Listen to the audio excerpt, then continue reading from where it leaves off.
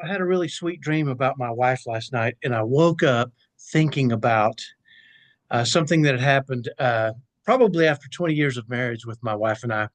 So at the time, we had four sons.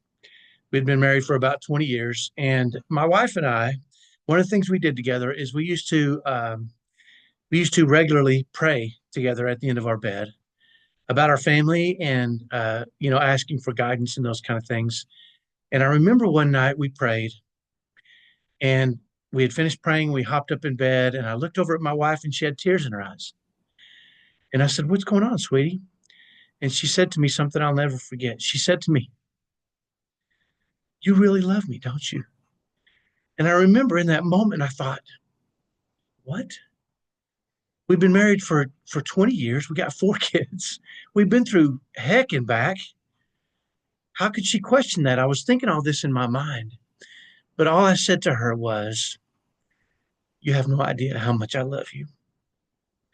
I love you more now than I did when we got married." And I remember the smile that came across her face, and I know in that moment she knew it.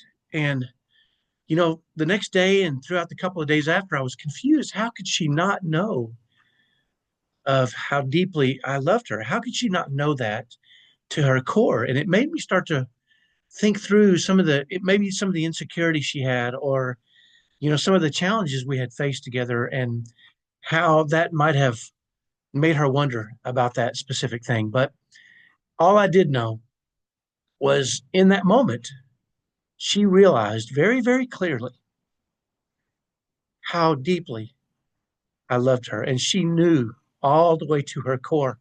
And I'm so glad that she knew that when she passed away